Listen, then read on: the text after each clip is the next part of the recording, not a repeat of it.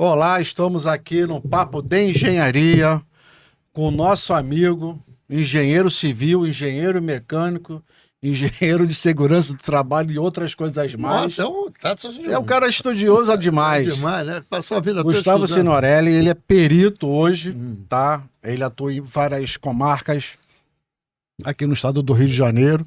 Ele vai falar mais sobre perícia, o mundo da perícia. E temos aqui, Marco, que a gente não pode esquecer, Sim, os não nossos pode não. patrocinadores. É o IBEC, né, que é o Instituto Brasileiro de Engenharia de Custo. Temos a Contec Engenharia, consultoria em elevadores, que o Gustavo conhece. Nós estamos fazendo muito merchandising aqui agora. É. E a Braip, ela trabalha com o sistema, né, de gases, combustíveis e eficiência energética. Ela faz a parte de inspeção, pessoal que faz inspeção em prédio de gases, a Braip representa todas essas empresas que fazem inspeção predial de gás. Marcão, é um prazer a gente estar com o Gustavo. Prazer, o Gustavo, já conheci o Gustavo me indicou um perito que eu trabalhei com ele. Eu lembro, a gente falou no escritório dele. Não, foi num outro perito que ele me indicou, que eu acabei trabalhando com ele, o outro perito, você não conhece esse perito. Não, ele falou o nome, mas mas eu acabei conhecendo, ele fez um trabalho para mim de boa, altíssima qualidade. E estamos seguindo. Queria agradecer o Gustavo, que não é a primeira vez que a gente convida ele, né? Ele tem. Porque ele trabalha problema de agenda, né? Segunda, quarta e sexta, ele fica mais tranquilo. Ele viaja? Ele faz a experiência dele. Sim. Bom, então, ô Gustavo, prazer, muito obrigado. Sempre é um prazer. Nossa discussão aqui é um papo de engenharia, um papo leve, que a gente quer discutir engenharia. E no teu caso, especificamente, será um papo mais técnico, porque você não é um cara da política da engenharia, que é eu e Barata, metido em CREA, COFÉ, multas e tal. Você é um cara da engenharia propriamente dita, o cara que bota a mão na massa. Essa vai ser a nossa grande podcast nosso, digamos. Amigo Gustavo, como é que você começa dentro do mundo da engenharia? Pode voltar lá atrás. Da primeira engenharia civil dele. Formado no IME, né? Primeiramente, obrigado pelo convite, tá? Então, na verdade, a primeira engenharia que eu fiz foi a engenharia mecânica. Né? No Instituto Militar de Engenharia. Só que eu sempre quis ser também engenheiro civil. Então, tanto é que no IME, diferentemente de muitas faculdades, você só escolhe a sua carreira, né, a sua habilitação propriamente dito, depois do ciclo básico, né? Então você faz os 2 anos. Você entra, você não opta, você só vai escolher depois dos 2 anos. Dos básicos. Dos 4 períodos. Era o que era tradicional. Mas não tem número, exemplo, tem X vagas para civil, X vagas para mecânica. Isso. Você faz o ciclo básico todos juntos, tá? A minha turma, por exemplo, tinham 99 alunos. Então todo mundo faz junto o ciclo básico, e aí no final do segundo ano sai as vagas. Você conhece as salas do IME? Uma sala imensas, 90. Com a vista para a Praia Vermelha. Eu já fiz visita no IME. E aí no final do segundo ano saem as vagas do tipo, vão ter 14 vagas para engenheiro civil, 10 vagas para engenheiro de telecomunicações, então saem as vagas e aí você vai escolhendo de acordo com com o seu CR, né? Tá. Você vai pontuação, com a sua pontuação e dependendo da pontuação vai fechando as escolhas, as opções, né? Na hora que vamos dizer assim, vamos botar um exemplo hipotético aqui, o 10º colocado só tinha 2 vagas para engenharia de eletrônica, por exemplo, toda uma hipótese aqui, já escolheu a segunda vaga, o 11º já não vai ter essa opção. Então vai ter que escolher uma outra, então é uma coisa aí bem... Você quis ir para civil, mas fecharam, aí você vai para mecânica? Não, você foi para mecânica mesmo. Na minha ainda tinha opção de civil e mecânica, e eu realmente tinha uma dúvida muito grande de qual escolher, né? E acabei optando naquele momento pela mecânica, né, mas sempre ciente de que um dia, provavelmente um dia eu ia fazer a civil também. Mas você concluiu em quê? Aquele automóveis? Automóveis, isso. O IME na época tinha engenharia mecânica especializada em automóveis e engenharia mecânica especializada em armamento. Então você tinha as duas opções. Lembrando que na verdade é engenharia mecânica plena com especialização. Então o cara sai engenheiro mecânico pleno. Tá? Só que ele tem uma especialização. Porque na verdade, você me corrige se for mentira, o IME é construído para criar engenheiros para o Exército, não é isso? Na minha época, eu me formei no ano de 2000. Né? Na minha época, era obrigatório permanecer no Exército por pelo menos 5 anos. Hoje já não mais. tá? Então hoje o IME já tem Sai tenente, né? Sai primeiro tenente, isso. Tenente. Hoje o IME já tem um desenho parecido com o ITA, da Aeronáutica, que você tem as turmas que vão ser militares e as turmas daqueles que serão civis. Tá? Então, hoje já tem gente que se forma e vai para o mercado civil. Tá. Ele não vai para o exército, né? Mas tem também o grupo de que vai permanecer no exército, tá? Que a gente chama de... esses daí vão ficar no exército também pelo menos 5 anos. Você sabe que... eu só não vou atrapalhar, não. Assim, os engenheiros do IME são muito bons, são requisitados para a área de financeira dos grandes bancos, Banco de Boston, aqueles bancos que tinham no Brasil, contratava engenheiro do IME. Do IME e do ITA, né? Mas por que você escolhe a carreira de engenharia? Teve pai, mãe, tia, avó que estava já na engenharia? Sempre gostei da área de exatas, né? Eu acho que desde o... Eu na particular, o objetivo da nossa conversa aqui não é essa. Mas hoje, por exemplo, eu tenho uma filha de 16 e um filho de 14 e tenho um bebezinho de 1 ano também, mas hoje é uma coisa que eu bato muito em conversas com amigos, que eu acho que a pessoa com 16, 17 anos não tem maturidade ainda para escolher a sua carreira, a sua profissão o resto da vida, vamos dizer assim, né? E aí, mas eu, por incrível que pareça, desde o primeiro ano do ensino médio, eu já sabia que eu queria ser engenheiro. O presidente do CAL teve aqui e sugeriu teste vocacional, que na minha época tinha, na sua não tinha, com certeza, mas na minha época de garoto tinha uns testes vocacionais que davam uma certa direção. Mas... E diga-se de passagem, ele tem uma filha que canta. Que canta. Senão a gente vai mudar o foco. Né? Não, apesar que eu sou pai, eu sou suspeito. Não, ele... tu já ouviu? Já ouvi ela cantando. Você é testemunha. E o filho joga muito bola. Então não tem nada... Não sei se vai seguir a carreira de engenharia. Engenharia na bola não tem? Tem ainda? Não sei, mas um tende pro esporte, outro para ser artista. E a gente pode... E o pequeno de 1 ano a gente tá esperando para ver o que ele vai vir aí. A gente pode analisar que um cara que vai jogar de armador no futebol sempre precisa de uma tendência pela física, né? Olhar... Não, mas a voz da filha dele Mas siga aí, Gustavo, que a gente fica cortando você. Eu tô cortando, mas depois a gente vai. O podcast é nosso aqui. Como o Barato falou, é um bate-papo mesmo. Então, bate-papo. Então, voltando aqui, então assim, naquele momento, no ensino médio, eu já sabia que queria fazer engenharia, né? E aí realmente já fui para esse ramo. Aí eu fui na época, existiu o Colégio Impacto, que era muito reconhecido para quem fez o ensino médio todo lá, na verdade. Eu já migrei no ensino médio para lá, olha, já focado pro IME. Já focando pro IME. Mas o que eu falei, eu não acho uma coisa natural um adolescente de 15 anos já ter essa noção, né? E até porque o IME é difícil. Sim. É um dos vestibulares mais difíceis que tem, junto com o ITA. Muito difícil. E aí, realmente, eu já fui... Essa preparação eu tive. E aí, como eu falei, voltando no final do ensino, segundo ano do básico, eu fiquei na dúvida realmente entre civil e mecânica. E aí, escolhi a mecânica de automóveis, tá? Ainda existiam vagas abertas civil, mas eu fiz essa preferência. E aí, me formei em engenharia mecânica e gostei da engenharia mecânica. Tá? Tô falando, não me arrependi de ter feito. 5 anos lá no Exército? Na verdade, eu fiquei, contando com o IME, 18 anos no Exército.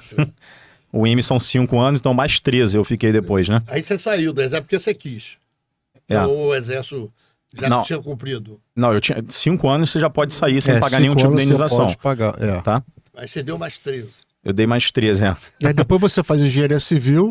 Aí eu fiz a engenharia civil. Não, mas ele sai e trabalha em mecânica. Ele disse que gostou. Você foi trabalhando em engenharia? No Exército, sim. No Exército, no Exército, como você mesmo mencionou, o Exército ele forma para o engenheiro mecânico para trabalhar, obviamente, no Exército com muito carro blindado, né? Os carros blindados, que é muito comum. E tem o pessoal de armamento que vai trabalhar, obviamente, na parte de armamento. Os mecânicos, né? Depois o Gustavo entra no mundo, depois que ele sai lá do Exército, ele entra no mundo da perícia. Você conheceu ele nessa época? Conheci. Ele era magrinho. Magrinho, mas fininho, igual a minha, assim, né? Igual você. Ele entra no mundo da perícia e aí depois você complementa a engenharia civil. Na verdade eu já entrei no mundo da perícia já fazendo civil. Posso te fazer uma pergunta? Claro. Por que depois de 18 anos no Exército você achou que tinha que sair do Exército? Essa pergunta você foi lá na frente onde eu faço questão. E esse bate-papo eu queria... Porque eu literalmente... Não, vamos lá. Eu literalmente, vou respondendo objetivamente sua pergunta. eu realmente acho que eu tive a sorte de encontrar a profissão que eu amo. Então, assim, eu amo fazer perícia. Quando vamos cair na perícia, então.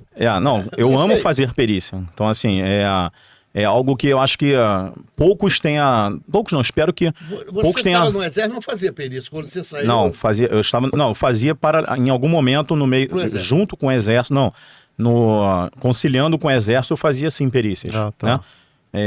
Então eu conseguia fazer as perícias, claro que num volume pequeno. Sei lá, um 20avos do que eu faço hoje, né? Mas um volume pequeno. Na área de automóveis? Sim, na área de automóveis, elevadores.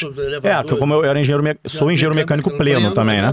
Então fazia elevadores, automóveis, compressor de ar de consultório de dentista. Como é que o cara descobre que ama perícia, Barata? É igual ama mulher, ama...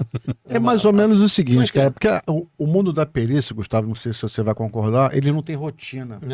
Cada perícia é diferente, cada trabalho é diferente. Mas aí como é que ele sai 18 anos e fala assim, não, ele vai, a perícia eu vou usar a perícia, porque é uma determinação boa, né? Não, mas aí na verdade assim... Ele tinha um salário no exército. Isso, mas na verdade assim, no início, com 3 anos de exército formado, eu já fazia engenharia civil, né? E aí já fazia engenharia civil fora, né? Mas não engenheiro formado ainda.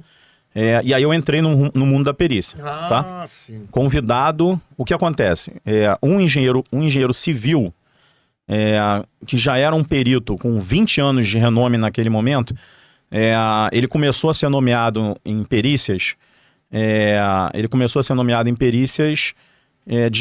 de uma moto, de um carro. Que eram coisas mais... E ele é civil, lembrando que ele é engenheiro civil. E aí ele... Te procurou. Não, então, ele chegou para o juiz e foi lá conversar com o juiz. Falou, excelência, eu sou engenheiro civil, o senhor está me nomeando aqui em 2 processos de um carro, um de uma moto. Eu não sou perito de moto. E aí o juiz chegou para ele naquele momento e falou assim, olha, eu confio muito em você, resolve isso para mim. E aí ele falou assim, pô, e agora? Vou ter que dar meu jeito. E aí ele tinha um filho que era meu amigo e colega de faculdade, da engenharia civil. Por isso que eu falei, o mundo da perícia entrou na minha vida no meio do curso de civil. Porque isso também, o boca a boca ajuda, né? Você era amigo do cara... Não, então, filho do cara... Ele precisava de um engenheiro mecânico, né? Porque ele estava sendo nomeado perito de mecânica. Só que eu fazia engenharia civil com o filho dele. E aí esse filho dele chegou para ele e falou assim, pai, eu tenho uma pessoa para resolver o nosso problema. Eu tenho um colega meu da minha faculdade que é engenheiro mecânico já formado. E aí esse meu colega, que hoje obviamente é meu amigo, é muito meu amigo, ele veio conversar comigo e me explicar o mundo da perícia para me convidar para... Você tem como ajudar, vir trabalhar com a gente, me ajudar nisso. E aí foi assim que eu conheci o mundo da perícia. Né? Para mim, até aquele momento, a perícia era uma coisa quando tem um acidente de carro e alguém tem uma fatalidade. Eu não tinha nem noção do mundo da perícia. Nesse inteirinho você está no exército ainda? Nesse inteirinho estou no exército, trabalhando no exército de manhã e de tarde, como engenheiro mecânico, e estudando à noite como engenheiro civil. E aí apareceu a perícia? Apareceu a perícia na minha vida. Era solteiro, não tinha filho, não tinha nada. Solteiro, era solteiro ainda. E aí apareceu a perícia na minha vida dessa forma. E aí foi aí que eu fui me apaixonando realmente pelo mundo da perícia, naquele momento só como engenheiro mecânico. Eu não era engenheiro civil formado ainda. Esses 3 que ele te deu, você fez a perícia... Eu fiz com ele, né? Fez com ele e essa deu o resultado danado? Deu assim uma coisa que você ficou assim satisfeito com aquele trabalho que você tinha feito? Você sente útil, né? Você sente o teu conhecimento de engenharia colocado num papel, sendo útil para alguém, né? Dando uma solução. Né? Obviamente, normalmente tem um autor e um réu, então vai ser bom para um e ruim para outro, normalmente é assim. E o engenheiro é o cara da solução. Sim. E eu realmente, quando tem um laudo pericial, se ele for bem feito, é ele que vai praticamente dar o norte ali para o juiz dar a sentença. Imagina o seu orgulho, na hora que você fez, que ele apresentou o trabalho lá para o juiz gostou, falou, porra, o meu negócio é esse mesmo. Sim, e aí, só que como o Barato comentou, quando eu me formo em engenharia civil, é aí que abre um leque muito maior. Um leque de perícias que eu tenho até uma juíza que brinca comigo e fala do alfinete ao foguete. É um leque absurdo. E aí é isso que me faz, um dos principais motivos que me faz ser apaixonado por perícia é isso. Então assim, um dia eu tô fazendo uma perícia de um frigorífico que o piso tá afundando com um argumento que foi mal projetado para aquele tráfego de caminhões. No outro dia eu estou fazendo de um caminhão que deu um problema no motor, né? No outro dia eu estou fazendo de um consumo de água de um prédio que está acima do que o condomínio entende como razoável. No Brasil então, todo ou mais no Rio? Não, hoje eu foco mais no estado do Rio. Não na cidade do Rio, mas no estado do Rio, né? Então, assim, você abre um leque que a tua semana nunca é igual à anterior. Gustavo, essas coisas, assim, Gustavo, você é daquele, igual, a gente fala isso para todo mundo, mas não é verdade, não é mentira, não. Você é um daqueles caras que foge fora da curva, né? Fora da curva, eu acho, pelo que você está falando. Conheço você só assim mais agora, hoje. Eu queria dizer o seguinte para você, como é que a gente faz, cara? Essa rapaziada, no IME é bom pra caramba, continua abrindo, continua a gente lá no IME, e o IME continua produzindo dinheiro. Mas tem escola de engenharia no Rio de Janeiro todo. Como é que é essa rapaziada que está estudando? Por isso que você é um exemplo para esse pessoal fazer perícia. Porque a grande dificuldade está para manter o estudante de engenharia na escola, cara. Os caras não querem ficar lá. Faz cálculo 1, 2, 3 e sai fora. A evasão vai lá em cima. Eu converso isso muito com... Você é professor também, não, né? Não. Já fui professor de curso de perícia, né? Mas não de curso de engenharia, propriamente de graduação, né? Como você está falando. Mas assim, eu converso... Tem muitas vezes que eu faço perícia e ali tem, às vezes, um cara que é técnico que está fazendo engenharia. Tá? Por exemplo, o cara é técnico eletricista e está fazendo engenharia. É elétrico ou civil. A minha primeira frase para ele é: não desista no ciclo básico. Né? Porque exatamente você falou, é muito comum, né, o ciclo básico, você vê aquele cálculo 1, 2, 3, física 1, 2, você vê aquilo dali, que são as matérias. Eu fiz 2 engenharias, lembrando aqui. São 3, na verdade. Na verdade, a engenharia de segurança do trabalho é uma pós, né? Mas assim, eu fiz 2 graduações, vamos dizer. E eu garanto, eu posso afirmar com convicção de que as matérias mais difíceis estão aí no básico.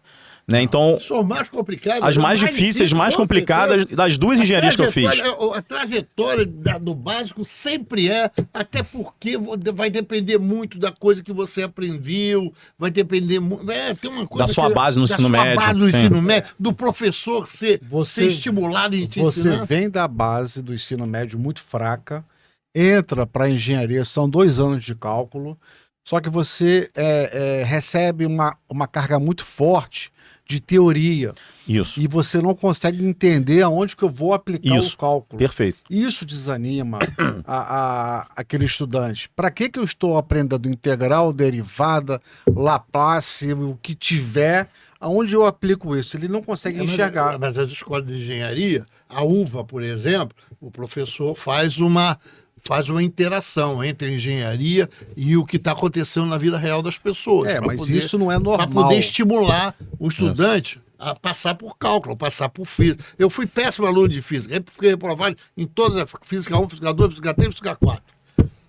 Acho que se tiver 5, 6, 7... eu não me formava em engenharia. Porque, assim, não é, a teoria precisa colocar entre teoria e prática.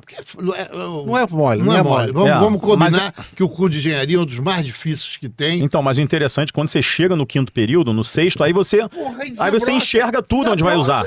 Aí as suas cadeiras, né, por materiais de construção 1, 2, resistência dos solos. Isso, que aí te dá um tesão danado. Isso precisa ser rearrumado agora para poder essa garotada entender que a engenharia não é nenhum bicho papão. Quando chega no 3º ano, eu me lembro que quando chega no 3º ano, abre assim como eu diria, descortina.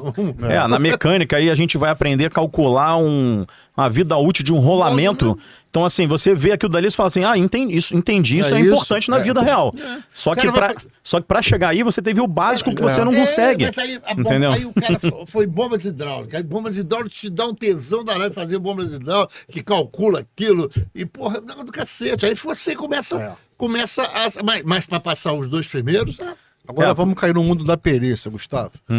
Não estamos no mundo da perícia, não? Agora, não, da faculdade. Essa aqui é a perícia propriamente dita. Da faculdade, que eu digo faculdade. Mas aí ele fez a civil porque necessariamente ele viu que tinha utilização para ajudar na perícia. Mas por que ele fez segurança do trabalho? Segurança do Também trabalho. era mesmo na processo? verdade, não, a engenharia civil, lembrando, a engenharia civil eu sempre quis ser engenheiro civil. Tanto é que eu entrei nela na graduação antes de sonhar em entrar a perícia na minha vida, né? Então, assim, obviamente, quando a perícia, eu entrei no mundo da perícia e me formei civil, ela abriu um leque, como eu falei, absurdo. A segurança do trabalho, realmente, eu fiz no intuito de deixar uma porta aberta na Justiça do Trabalho. Tá, porque existe... atua lá? Não, então hoje eu atuo mais como assistente técnico em alguns casos, né, na Justiça do Trabalho, mas eu nunca me cadastrei para trabalhar como perito na Justiça do Trabalho. Porque né? a engenharia de segurança do trabalho é mais utilizada na Isso, a engenharia de segurança do trabalho ela é prioritariamente utilizada na Justiça do Trabalho. Né? Mas aí, por que você nunca se cadastrou lá? Porque eu tinha um volume de trabalho tão grande na Justiça Estadual que eu deixei a porta lá na hora que eu quiser bater, mas hoje, se eu batesse lá naquela porta, eu não vou conseguir atender a demanda. Então, é uma outra coisa que a gente pode fazer. Você pode fazer uma homenagem à pessoa que te botou na perícia. Quem é o engenheiro? É o engenheiro Sebastião Antônio dos Santos. Ele tá vivo? Tá vivo. Graças a Deus. E o filho dele é André Luiz Palomanes, que é um dos meus melhores amigos hoje. Né? Inclusive, os dois concorreram lá para o IBAP. Não, o André foi candidato a presidente e eu a vice dele. A vice. Então, os dois são... Não foi ontem a eleição? Não. Isso... Ontem foi conselho diretor. Acho que 3 anos atrás. Bom, e aí você vai nadar na perícia? É isso que você queria chegar? Na perícia, aquele engenheiro que precisa estar com aquela experiência de 2 anos para ingressar no Tribunal de Justiça, que é o TJ. O que ele pode esperar da perícia? O que ele pode... Como fazer? Como entrar na perícia? Tem que fazer o curso. Na verdade, quando eu comecei a fazer perícia, eu acho que era mais difícil do que hoje. Tá? Eu posso dizer isso e vou explicar o porquê. Quando eu comecei a fazer perícia, não existia listagem de peritos. Né? Então você tinha que literalmente conquistar juiz por juiz. Você ia vara por vara. O juiz, que cada juiz fazia a relação dos peritos dele. Ele batia na porta. Então você tinha que levar o cartão. Currículo. Lembrando que numa época que o chefe de gabinete, não tem o nome, é o chefe do cartão. É o secretário, o chefe de gabinete. O secretário do juiz, né? No gabinete é o secretário, no cartório é o chefe da serventia. Então você tinha que literalmente conquistar juiz por juiz, né? Seja na capital, seja no interior, seja nas regionais. Quando eu digo regionais são Jacarepaguá, Barra, Madureira. Desculpa. E aí você tinha que literalmente ir lá e se oferecer o seu serviço, né?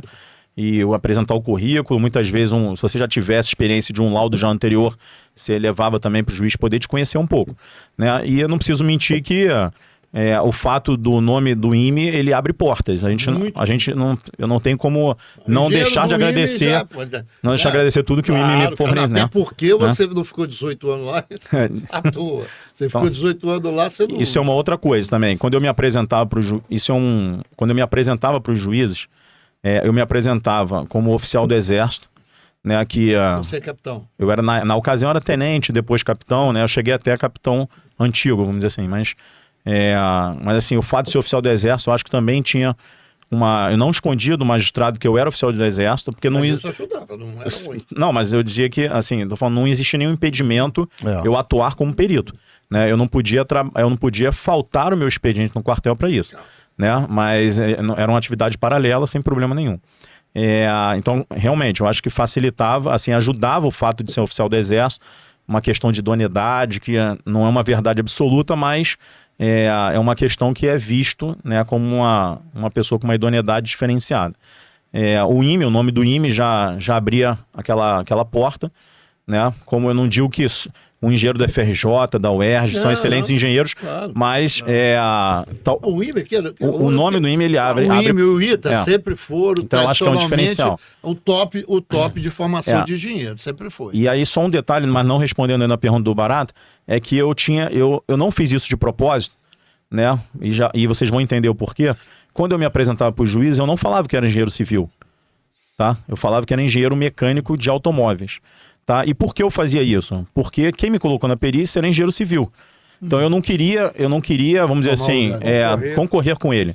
Ele abriu a porta para mim no mundo da perícia, o filho dele também. Você tinha um Então, respeito. eu tinha uma Não necessariamente precisava, mas você mas uma tinha questão ética, eu falei, eu não vou concorrer com ele. Eu vou entrar no mundo da engenharia mecânica que ele não quer entrar. Ele, inclusive, não quer. Né? E aí, eu me apresentava para os juízes como engenheiro mecânico de automóveis. E eu acho que isso foi o diferencial sem querer. Sabe quando você atira onde não viu e acerta? Então, por quê?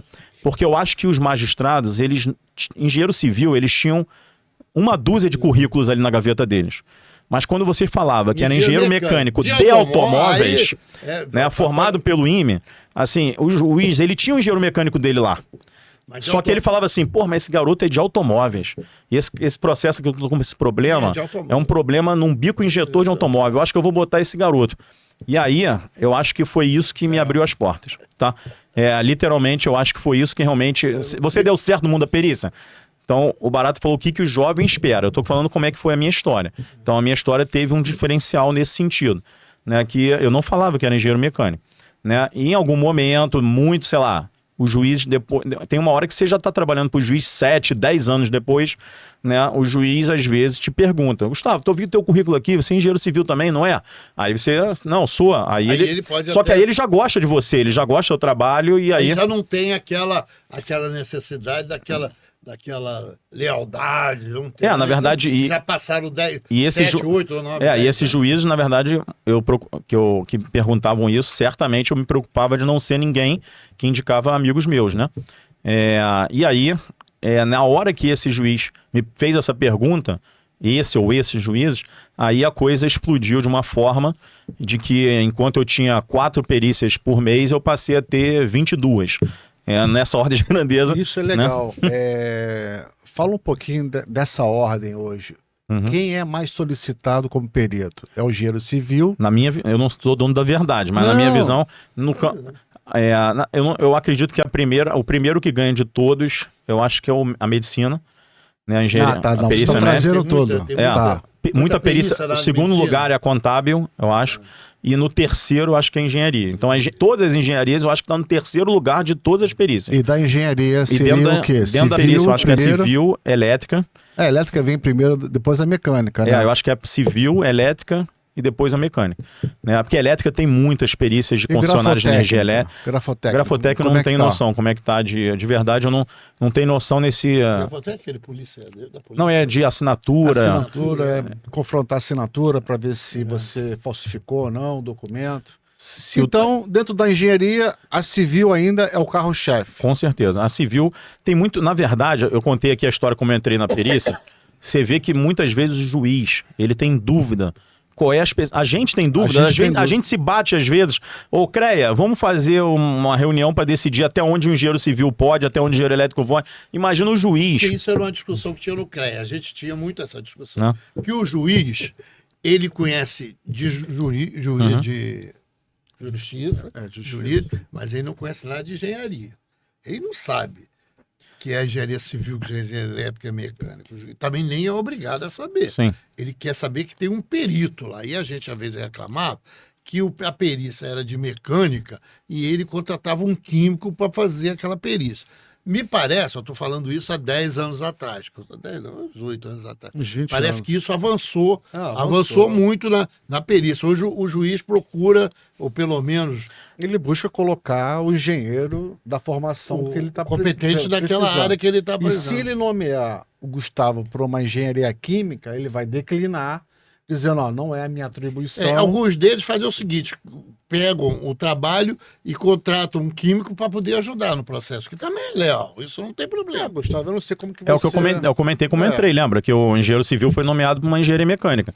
E aí ele chamou um engenheiro mecânico para auxiliá-lo. Eu acho que aí é honesto, não tem problema. Não sei, porque tem que ter muito cuidado com isso. Mas é uma questão muito legal também da coisa, né? O CREA hoje está mais atuante, então se o engenheiro civil tirar uma RT, está fazendo uma RT para mecânica, não justifica por que não é ele direto. Por que não nomeia logo o Gustavo, que é mecânico, em vez de Marcão, que é engenheiro, sei lá, civil? E, antigamente era muito comum isso, você dividir o trabalho. Hoje, dependendo do que tem que ter muito cuidado. Você tem que enxergar se aquela RT não vai te comprometer lá na frente, lá no CREA. Na verdade, só acho que o Código de Processo Civil ele mudou, teve uma alteração, né, de 2015, que exatamente hoje, quando o perito é nomeado, ele precisa necessariamente apresentar o currículo dele. Ah, sim. Entendeu? Exatamente. Então, lembrando, em 2015, antes não existia isso. Né? Então, hoje, quando o perito apresenta o currículo dele, ele abre a possibilidade exatamente para os advogados olharem e falar assim, porra, mas esse cara aqui é engenheiro civil e nomeado uma perícia mecânica. E aí o cara, o advogado, ele faz a impugnação daquela nomeação. Ele pode impugnar o... porque hoje, de fato, até os advogados, de alguma maneira ou de outra... E aí muda um pouco lá o CPC. Hoje temos o Sejude. Isso, eu estava falando que antigamente era difícil, você tinha que conquistar juiz por juiz, né? Hoje existe uma relação de peritos cadastrados, né? Então o perito ele tem todo um rito para seguir para se cadastrar no tribunal, nos tribunais, isso, né? Pela internet faz, com certeza. Hoje em dia é tudo online, né? Hoje em dia tudo manda o currículo digitalizado, né? Mas existe alguns trâmites que ele tem que seguir, tem que apresentar um curso de no mínimo tantas horas de um curso de perícia. 21 horas. 21 horas, então, mas ele tem que necessariamente hoje fazer um curso. Tá, lembrando, quando eu entrei não tinha nada disso, tá? Quando eu entrei não tinha que fazer curso, você aprendia na marra mesmo. Aprendia no exercício da profissão. Sabe que em 90 e pouco eu aprendi com o cérebro na mão. Bom professor. Mas ele era mais perícia mais... Que Deus o tenha. Que Deus o tenha. Mais perícia era de imóveis, que ele trabalhava mais. Depois ele deu uma derivada. Eu tenho a postura dele até hoje lá, mais de imóveis. Era a pegada dele, como os outros aplicam curso na área de ambiental. Hoje eu falei essa pergunta lá para o Gustavo, qual é a área mais procurada? A engenharia civil, depois a elétrica, depois a mecânica. E isso faz com que nós já demos aquele curso de perícia judicial, em que o Marcão foi até coordenador, focado só na engenharia civil, elétrica e mecânica. Isso. A gente não falou de ambiental, nada contra o ambiental. A gente não falou de outra área porque... Tem umas que são específicas. Específica. Então, é um curso voltado para o tribunal que pede eu vou hoje mais longe. Eu acho que o Gustavo tem uma responsabilidade, e você, que são de perícia, você sabe, algumas coisas, a engenharia mudou muito. Então, algumas coisas precisam estar lá na graduação. Na graduação, eu acho que podem ter alguma coisa de perícia na graduação. Acho que tem que ter essa uma cadeira eletiva, né? Mas na verdade hoje tem pós, né? Tem pós. Eu tô falando do garoto lá, para enxergar. Já sair da universidade na graduação, enxergando. Não sei se no profissional, antigamente, chamava profissional. Não sei você ter alguma coisa dessa. Porque tem muita matéria no curso de engenharia que podem abrir mão e tal, mas acho que perícia, engenheiro clínico, que são os engenheiros que agora estão trabalhando dentro dos hospitais. Até eu estava levando, lembra aquele... O Daniel fez agora um curso de pós para engenharia clínica. Eu acho que no curso de pós tem alguns cursos que são mais voltados para isso. Mas eu estou com o Gustavo, é um curso de 21 horas. Mas eu acho e aí o tribunal pede 2 anos de experiência. Então aumenta o curso, aumenta o volume do curso. Em vez de 1 hora, passa para 42, obriga a passar 40, ou então botar na graduação, não aí tem outro vou jeito. Fazer uma outra pergunta para o Gustavo. De 10 perícias, quantas justiças gratuitas que você está recebendo? Tá, a justiça gratuita, só para quem não sabe, já que a gente está num bate-papo aqui, é quando o perito faz sem antecipação dos honorários, tá? Então, os honorários sempre vão estar fixados, tá? Então, não importa se você vai receber ou não, você sempre vai dizer quando você quer ganhar, ou se o juiz fixar, você vai dizer que aceita por aquilo, tá? Então, ele vai estar amarrado ali. Essa perícia vai ser 4 mil, 5 mil reais. Ele é nomeado, ele vai dizer o seguinte, os meus honorários é de 4 mil, dando um exemplo. 5 mil, 10 mil, não importa. Aí tá lá, ele não vai receber agora, só vai receber na sucumbência. Isso. Que daqui 1 ano, 2 anos. Mas ele fica... Sucumbência quando finaliza o processo. Quando quem perder vai te pagar no final se ele não for beneficiado da gratuidade de justiça. Mas tá? Não, vai. Mas assim, respondendo a pergunta do Barata, hoje eu diria que, sem medo de errar, 70% é gratuidade de justiça. Mas já aí você está colocando... Ou seja, você faz cada 10 perícias, 7 você vai fazer sem antecipação de honorários e 3 você vai fazer com antecipação de honorários. Entendeu isso, Marcão? Entendi, perfeito. Tá? Só para o pessoal entender que não é só filé mignon. Não é só Antigamente era filé mignon. Mas, professor, eu estou querendo é que tem coisas da engenharia que são criadas a partir de um trabalho das pessoas. Sim. Quer dizer, ninguém imaginava, quando eu entrei na escola de engenharia, que tinha perícia, já devia ter, mas sim. ninguém imaginava que lá nos anos 70, que eu entrei em 72, formei em 77, que tinha perícia para se fazer. As perícias vão aparecer com mais fortemente, pelo menos em volta de mim, mais fortemente nos anos 80, 90 mais ou e tal. menos, mais ou menos. Pô, mas era muito fechado. Muito fechado. Meu tio se formou... Restrito. Ele se formou em 66, o meu tio está com 85 anos. Levei até lá no clube para almoçar. Ele estudou com o Abonamã. E o Abonamã já tinha visão da perícia. E aí carregou o meu tio para fazer perícia, mas era fechado. Mas era uma perícia muito fechada. Ele era o perito da 9ª Vara Civil da capital. Ele só fazia perícia ali. É porque tinha perícia muito na área de construção civil. Civil. Civil pra caramba. Porque tem muita briga de condomínio e aí entra o perito da construção civil Mas, Marcos, desculpa, qual ano que você falou que apareceu a perícia na sua vida? Nos 80? anos 80. 80. Eu acredito que em 1980 não devia existir 100 peritos no estado do Rio de Janeiro. Mas eu ouvi. Então, ou seja, era um mundo Tava muito fechado. ainda. Porque eu trabalhava na área de meio ambiente, eu sou mecânico, trabalhava na área de meio ambiente. Fiz uma derivada para o meio ambiente. E aí, tinha problema de meio ambiente, o juiz precisava de perito, aí mandava para a FEMA, pedindo para indicar um perito da FEMA, porque não tinha um cara. Aí a FEMA distribuía aquilo, quem quer fazer e tal, aí pegava. É de graça ou pago? Não sei, uma perícia. Não, o cara ficou rico há algum tempo que eu não vejo ele. Há algum tempo eu não vejo ele, né? Daqui a pouco eu lembro. Aí ele entrou na perícia, tá na perícia até hoje. Ele tá vivo, graças a Deus, com saúde, e ficou na perícia ambiental até hoje. E aí, então, uma coisa mais ou menos. Gustavo falou, de 10 perícias, 70% gratuita. 3 pagas. Isso. Dessas gratuitas tem ajuda de custo? Isso. Aí as gratuitas, o Tribunal do Rio, tá? Cada tribunal tem a sua forma de trabalhar. Mas o Tribunal do Rio, ele paga uma ajuda de custo que hoje, agora eu não lembro, tem que atualizar pelo FIR, tá? Mas ano passado era 700 e poucos reais. Tá? 700, agora não lembro de cabeça. Eu acho que era 780. Não lembro se era tudo isso. Mas é uma ajuda de custo. Lembrando que a ajuda de custo, quando ela foi criada, ela já foi de R$438, vamos dizer assim. Ela foi criada para realmente... Você pegou a fase boa. Eu peguei de 350. Não, eu também peguei de 350. Quando ela foi criada, eu acho que o primeiro número foi 350. Depois ela aumentou para 438,02 centavos. E aí depois alguém fixou ela em UFIR. Né? E aí, é justo. Né? Porque aí quando você fixa em UFIR, né, todo ano tem a variação do UFIR, então ela se reajusta anualmente. Né? Mas a ajuda de custo, como o nome diz, ela não é honorários periciais.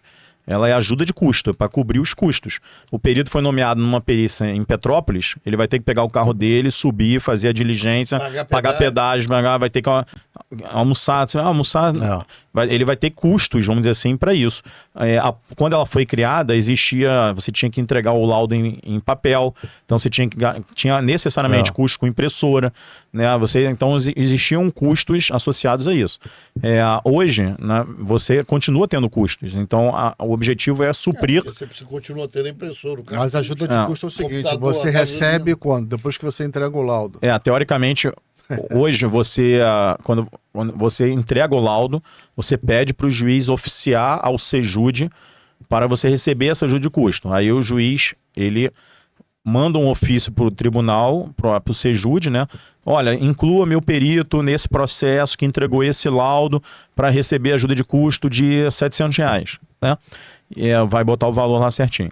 E aí você vai entrar numa fila, uma lista de espera para receber isso. Por que lista de espera? Porque já está vinculado a tem que ter a verba tem que estar disponível, né, para te pagar. Então, não necessariamente, só para explicar, não necessariamente se chegou o ofício naquele mês, você vai receber naquele mês. Às vezes você né? pode ter umas 4 ou 5 pendentes. Você pode ter muito mais, depende do seu volume, né? Você consegue controlar isso, que você recebeu daquele laudo ou não? Você consegue, o perito consegue controlar. Como? O Sejude, ele emite, eu não lembro, agora acho que é mensalmente, um relatório. Não, ele emite um relatório com todos os com os pagamentos feitos naquele mês. Só que aí você tem que ir lá literalmente procurar pelo teu nome, né? Você, quantos eu Gustavo? Vai aparecer lá, o Gustavo recebeu 4 esse mês, referente àqueles processos ali, né? Mas é um trabalho, é uma listagem. Você tem que. Assim, tô falando, como o perito tem poucas coisas para fazer, acaba que tem horas que você se perde um pouco nesse controle. Se foi pago ou não, né? Exatamente. Às vezes foi pago, tu não sabe. Não, e você tem coisas que você, na prática, que a gente vê acontecer, tem coisas que você entrega hoje. E vai receber um ano depois essa ajuda de custo. Às vezes tem esse intertício todo aí, né? Então é complicado realmente acompanhar isso, mas recebe, entra. Eu já fiz alguma experiência pequenas, coisas leves. Me diga uma coisa assim, como é que você tem uma organização, como é que se prepara uma perícia? Tem alguma coisa? Isso é dado num curso? Porque na verdade tem uma dificuldade, vou te falar. Quando eu estava lá na escola de engenharia, os caras falam, não, você é português, engenheiro vai calcular, estruturas, vai escrever. O perito tem que escrever um laudo. E um laudo que seja entendido por leigo. É isso? Como é que é isso? Tem uma forma, você está preparado, você melhorou o teu português, você erra muito e o juiz fica pau da vida e tal. Traduzindo, você acha que a turma hoje de peritos sabe escrever? Não. Então, respondendo objetivamente, não. Esse que é o problema. Eu converso muito, assim, existem... Não necessariamente você ser um bom engenheiro, você vai se tornar um bom perito, tá? Eu acho que o curso foi, sim, muito importante, né, para dar um norte para os peritos, tá? Porque quando foi criada por que existiu o curso? Assim, quando foi criada essa relação, vamos criar uma relação dos peritos, entrou muita gente, né? Porque aí você abriu a porteira, né? Porque antes era 100 pessoas, quando eu entrei eram 1.000, hoje eu acho que muito mais que isso. Mas assim, então, abriu a porteira literalmente. E aí você começou a ter muita gente despreparada, assim, você não precisa ser advogado. Mas vou dar um exemplo que eu vi real acontecer no meu cotidiano. Do perito marcar a perícia e ir fazer a perícia sem avisar as partes. Tá? Então existe um procedimento legal. Tá? Você tem que avisar tem que avisar as partes mesmo com que pelo não menos. Estejam lá, mas está avisado que não, vai tem que confirmar que você avisou com 5 dias úteis no mínimo de antecedência, tá? Então, assim, tô dando um exemplo, tá? Peritos despreparados, eu já recebi telefonema, eu também trabalho como assistente técnico, tá? Para quem não conhece como da perícia, assistente técnico é o perito da parte. Vamos resumir dessa forma, tá? Então, o juiz vai nomear o perito dele para fazer a perícia, e as partes, o autor e réu, podem indicar também seus peritos, que a gente chama na prática, o nome é assistente técnico, tá? Para acompanhar aquele trabalho, tá? E eu estava como assistente técnico de uma parte, e o perito me liga 8 horas da noite e fala assim, eu tô marcando a perícia para amanhã às 9 da manhã. Então, assim, você vê que é uma pessoa completamente despreparada no mundo da perícia, tá? Que ele como eu falei, tem que avisar com no mínimo 5 dias úteis de antecedência. Então tem todo um rito. Aí eu liguei pro meu cliente falou, não, se você puder, amanhã eu posso estar lá para abrir. E eu podia estar amanhã. Então eu não criei objeção por conta de, para mim, não ser um problema. Mas você verificou que ele é um perito mas eu já sabia que era um perito... Ele inexperiente. Isso. E uma vez um amigo meu me procurou, que ele nem sabia que eu fazia perícia. Só que ele já tinha entrado no mundo da perícia, né? E eu já estava com escritório, já fora do exército, já trabalhando só com perícia, com muitos trabalhos. E aí ele me ligou e falou assim, Gustavo, tô sabendo que você está fazendo perícia, você pode me ajudar? É que eu fiz um laudo e a SEDAI está impugnando, dizendo que eu não comuniquei ao funcionário dela e ele não compareceu. E aí eu falei assim, tá, mas peraí, como é que você comunicou a eles? Aí ele falou assim, eu mandei um e-mail. Aí eu falei assim, tá, qual e-mail? Pro advogado? Aí ele, não, aquele e-mail que tem na conta, contato@sedai. Aí, caiu lá no... Ou seja, você vê assim que é um amigo meu, obviamente não vou falar aqui o nome para, mas assim, aí você vê que ele não tinha preparação, né, a experiência necessária para fazer perícia, porque ele não tinha. Você não precisa ser advogado, mas tem que entender o mínimo do rito processual. Mas uma coisa de escrever. Não, mas aí você vai chegar lá. Aí então eu te falando assim, preparação, você via que tinha gente despreparada, né?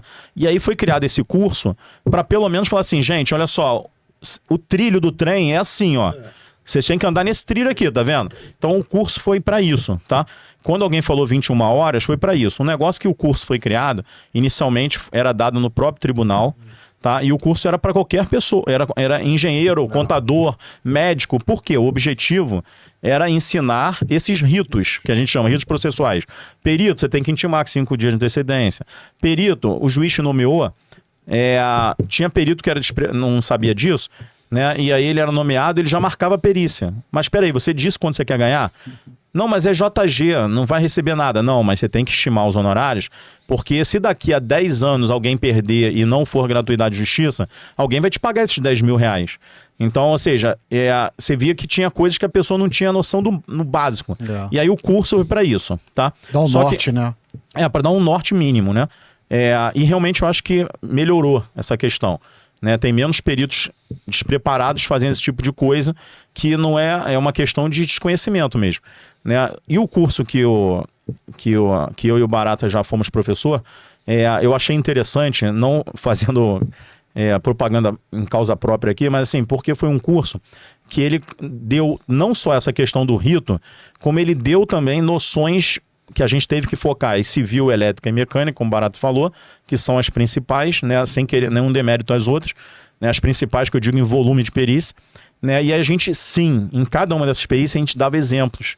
Né, vai acontecer na prática um caso aqui de avaliação de imóveis, você tem que saber pelo menos isso. O caso, o Barata é que dava de mecânica, provavelmente, né? Quer dizer, dava de mecânica, mas eu imagino que o Barata dava noções assim, olha, numa perícia de elevador, você tem que, basicamente, tem que olhar isso. Então, ou seja, você dava não só esse norte da questão processual, como você dava também uma noção de engenharia, pelo menos dessas 3 áreas que a gente chama de principais, tá?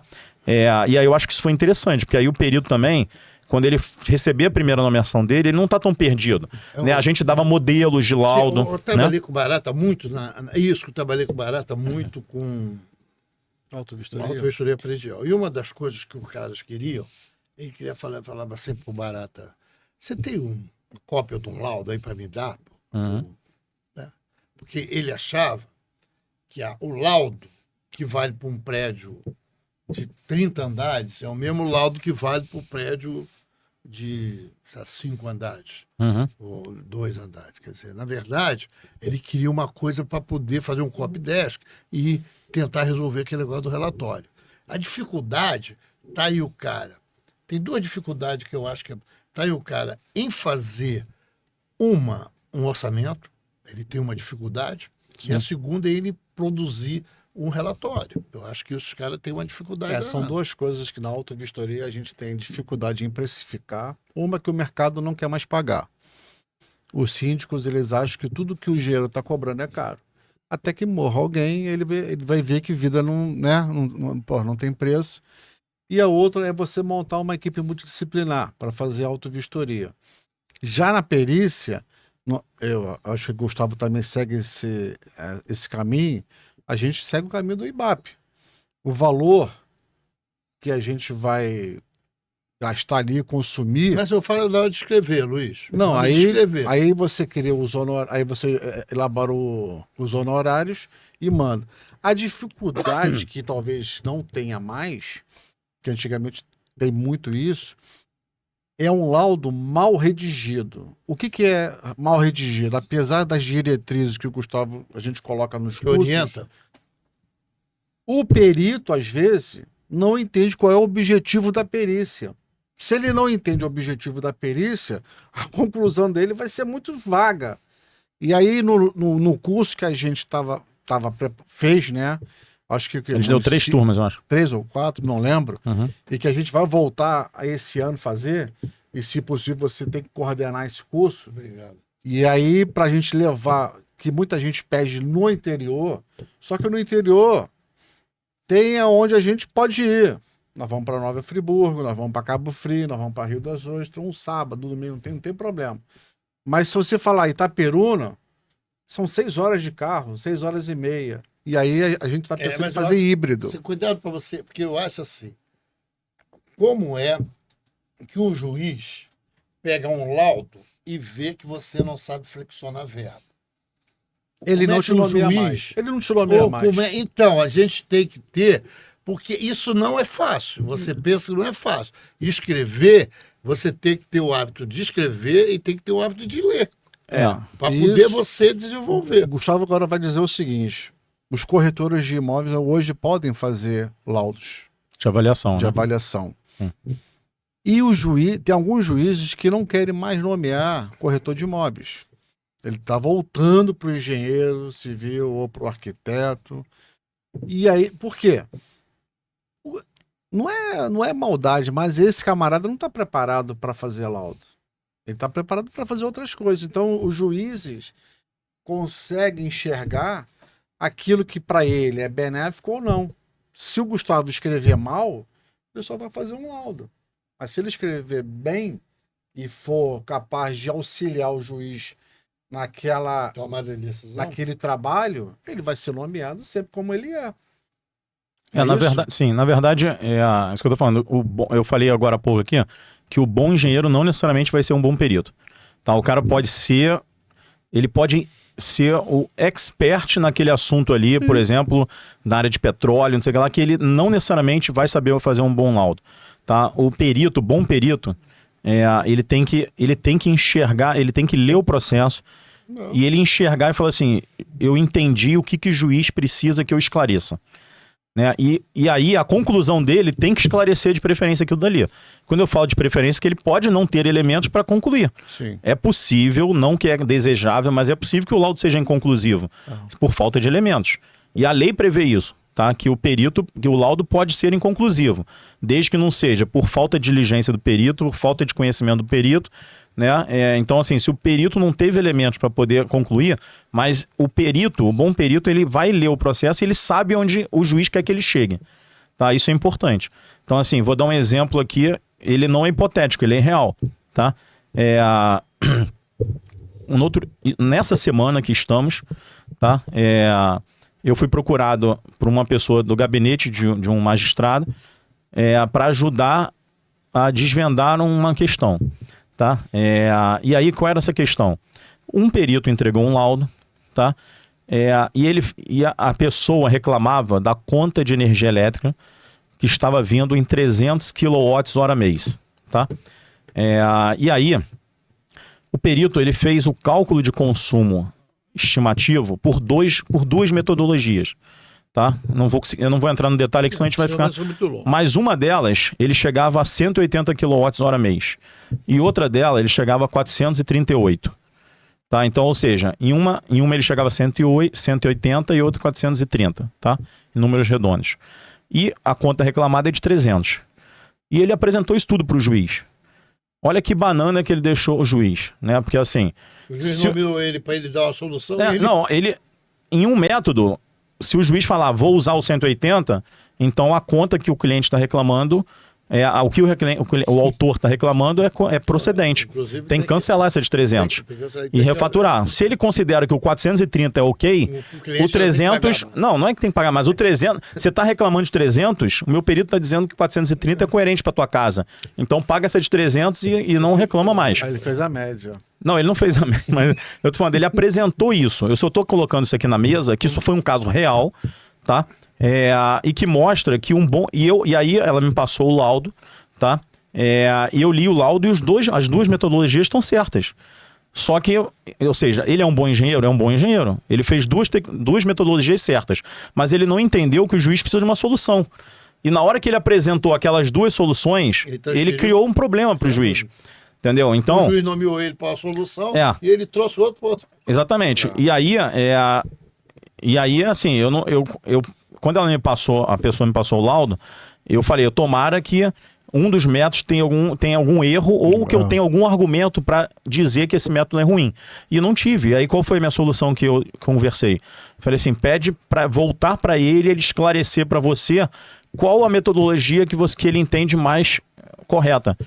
Tá aqui mas tecnicamente as duas estão certas. Salomônica essa, né? Eu tenho, sinceramente, existe um grupo de WhatsApp de peritos que fazem de uma concessionária específica aqui no Rio. Tem alguns peritos cadastrados e eu até levei isso para o grupo de WhatsApp e as pessoas, assim, basicamente o consenso e eu também acho, eu uso normalmente uma dessas metodologias, tá? Mas, assim, a outra não necessariamente está errada. O problema é que o que eu quero mais importante disso tudo é que ele trouxe um problema para o juiz, ele não resolveu. Entendeu? Então, ou seja, eu já fiz uma perícia, eu já fui assistente técnico de um caso em que o perito era engenheiro, tá? E aí ele fez uma avaliação, era o seguinte, era para avaliar isso é muito comum, né? Essas empresas de telefonia, elas alugam um pedaço de um terreno na casa da pessoa, né? A pessoa tem uma casa com um terreno na frente. Me aluga tantos metros quadrados na sua parte da frente aqui, eu vou botar uma estação rádio base aqui. Uma torre imensa. E botam uma torre ali. E aí ela paga aquele aluguel daquele terreno, né? E aí normalmente se rediscute esse valor, né? Que a gente judicialmente, alguém depois entende que aquele valor está defasado, não sei o que, ela entra na justiça e aí o perito vai lá para fazer essa avaliação, tá? E essa é uma discussão. Corretor pode fazer, não pode, não sei o que lá, que o Barata comentou. E os engenheiros ficam dizendo que não, que tem que ser engenheiro, mas os corretores entendem que sim, que eles podem também, e aí já teve briga na justiça, mas o que importa esse laudo era feito por um engenheiro, ou seja, olha aquele... E aí ele avaliou esse terreno comparando com lojas no centro da cidade, sendo que esse terreno era na zona rural. Então você vê que esse cara, ele tinha que... Falta de habilidade. Assim, é uma coisa que você vê que é um perito que não tinha noção nenhuma de avaliação de imóveis, tá? Nenhuma. E o juiz nomeou ele, em vez dele procurar alguém com mais experiência, normalmente você pega um caso desse e fala assim, deixa eu pedir socorro para os universitários, amigos, alguém que entende disso, e ele se propôs a fazer e faz um negócio desse e pior, ele assina com CREA. E aí, se eu sou um corretor, eu pego esse laudo e falo assim, olha, vocês dizem que tem que ser engenheiro, olha só o cara entregou. Tá? Assim, com esse laudo... Por isso que é importante o curso. Sim. Não, mas tem curso para isso. Não, curso de avaliação. Todos os cursos de avaliações, de perícia, então, todos são importantes no sentido de esclarecer. Porque isso depõe contra. Sim. Depõe contra a engenharia. Mas é isso que eu te falando. Esse engenheiro que fez esse laudo, não necessariamente ele é um engenheiro ruim. Deve ser muito bom. Às vezes é um excelente engenheiro civil. Um bom pai, um bom avô. Sim, mas para esse laudo ele trouxe um problema. Né? Aquele que eu falei do consumo de energia elétrica, ele criou um problema. Então, não necessariamente ser um bom engenheiro, você vai fazer um bom laudo. Tá? Um último, só para esclarecer essa questão de fazer um bom laudo, teve uma vez que um advogado me ligou e falou assim, doutor, o senhor foi nomeado, é comum eles chamarem o perito de doutor, né? Na verdade não somos doutores. O senhor foi nomeado como perito num caso aqui, só que eu sou advogado da parte, não lembro se é da autora da REN, e eu sou advogado, só que a minha experiência, a minha especialidade mesmo é vara empresarial. Eu não estou acostumado na civil. Aí ele falou assim, mas esse cliente aqui... ele é um dos donos de uma empresa que eu atendo, não sei o que lá, e eu quis atender ele. E aí foi uma nomeação, vai ter uma perícia. E eu preciso. Só que agora abriu o prazo para eu fazer os quesitos. Que são as perguntas que o perito tem que responder. Eu queria saber se o senhor pode me ajudar a fazer os quesitos. Aí eu falei assim: peraí, doutor, não estou entendendo. O senhor quer que eu ajude o senhor a fazer as perguntas que eu mesmo deveria responder? Assim, foi isso que ele me pediu, né? Aí ele falou assim, sim, doutor, é só porque eu não queria deixar de fazer nenhuma pergunta. Aí eu falei assim, doutor, olha só, isso é antiético que você está me pedindo, eu vou fazer as perguntas que eu vou ter que responder, eu não posso fazer isso. Agora eu posso tranquilizá-lo, senhor, o seguinte, o bom perito, ele vai ler a inicial, ele vai ler a contestação, e ele vai saber o que é o argumento de um, o que é o argumento de outro, o que o juiz precisa saber. O quesito ali, doutor... É só um trilho do trem. É só assim, perito, vá nesse trilho aqui, responda isso. É para conduzir, tá? Mas assim, o bom perito, se não tiver quesito nenhum, ele vai saber onde o autor quer chegar, onde o réu quer chegar e o que o juiz precisa esclarecer. Então, não o quesito é uma perfumaria, é isso. O quesito, o bom perito, ele não precisa de quesitos para fazer um bom laudo. Né? Faltou 2 minutos. Gustavo, eu queria te dizer que é o seguinte... Não, mas ele fechou aqui perfeitamente, brilhantemente, porque são regras que são colocadas e que só protelam, só tumultuam o juiz. Luiz, no Mercado Livre, apareceu uma menina que vendia RT, cara. Vendo RT por R$200. Tava lá no Mercado Livre. Uhum. Aí você queria um RT, ela nem falava de que era, qualquer coisa, deve ser. Aí, o que a gente faz? Aí a menina do CREA, a Carla, ligou para ela, chamou ela no CREA, falou, se você continuar fazendo isso, campeão, o que vai acontecer? Você vai acabar perdendo seu registro, porque isso é proibido, não pode fazer. Como é que você vai vender RT de uma coisa que você nem sabe, nem fez? A RT, aí explicou. Então, Luiz, esse tipo de coisa é necessário. Enquanto você e Gustavo, estão preocupados com o curso, é necessário isso. É necessário nas universidades, é necessário em todo lugar. Porque é isso. O cara sai da universidade muito verde. Muito verde. Você saiu da universidade, sabe disso. Então, o caminho a ser seguido, ele escolhe, pô. Às vezes ele escolhe o pior. Sim. Gustavo, você fechou brilhantemente, mas eu vou te pedir só as considerações finais para aquele garoto que eu digo mais novo que a gente, né? Sim. Tá ali naquela tela ali olhando a gente. Por que ele deve fazer o curso de perícia? Tem uma porrada, bom, vamos lá. Então, eu te diria... De engenharia tem um monte. Se me perguntasse hoje eu me considero um bom perito, eu diria que sim. Tá? Modesta parte. Mas se no primeiro momento o Marcos perguntou assim, você escreve bem, você foi melhorando? Claro, você foi melhorando. Sim. Você foi melhorando com o tempo a forma de escrever, a forma de apresentar. Mas eu já fiz até o agradecimento aqui, como o Marcos sugeriu, ao Sebastião, que foi quem me abriu as portas da perícia. Grande Sebastião. Sebastião Antônio. Grande André. Mas assim, é isso que eu quero finalizar dizendo. Por que eu acho que eu consegui me tornar um bom perito? Porque eu me senti um passarinho na janela, tá? Que acabou de sair do ovo. E aí, eu pegava uma perícia e falava assim, cara, será que eu vou dar conta? E basicamente, eu sabia que eu podia pular dessa janela porque eu tinha o Sebastião. E o Sebastião era aquela águia que se eu não conseguisse, eu ia bater no chão, ele ia me pegar e ia me levantar. Então, por isso, eu me jogava da janela.